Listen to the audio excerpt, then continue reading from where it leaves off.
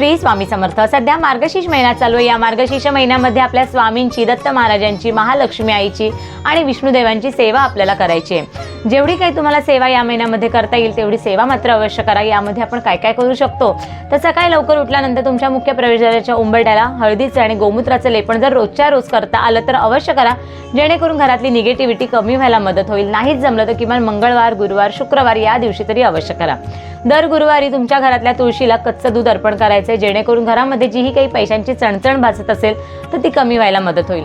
दिवसभरामध्ये सकाळी किंवा संध्याकाळी तुम्ही विष्णू सहस्रनाम, व्यंकटेश स्तोत्र, महालक्ष्मी अष्टक, त्याचबरोबरीने श्री सूक्ताचं, पुरुष सूक्ताचं पठण मात्र या मार्गशीर्ष महिन्यामध्ये रोजच्या रोज करा। घरामध्ये जर श्रीयंत्र असेल, महालक्ष्मीची मूर्ती असेल, कुलदेवीचा टाक असेल तर त्याच्यावरती कुंकुमार्चन ही सेवा सुद्धा तुम्हाला मार्गशीर्ष महिन्याच्या मंगळवारी आणि शुक्रवारी अवश्य करायची आहे। तुमच्या घरामध्ये जर अन्नपूर्णा मातेची मूर्ती नसेल तर तुम्ही या मार्गशीर्ष महिन्याच्या पौर्णिमेला किंवा मार्गशीर्ष महिन्याच्या कोणत्याही शुक्रवारी तिची प्रतिष्ठापना तुमच्या देवघरामध्ये करू शकता।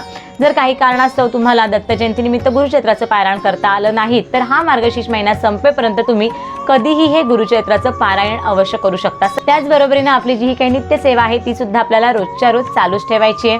तर तुम्ही सुद्धा या मार्गशीर्ष महिन्यामध्ये जेवढी काही महाराजांची, आईची सेवा करता येईल तेवढी सेवा मात्र अवश्य करा। स्वामी महाराज तुमच्या मनातल्या सगळ्या चांगल्या इच्छा पूर्ण करू दे। श्री स्वामी समर्थ।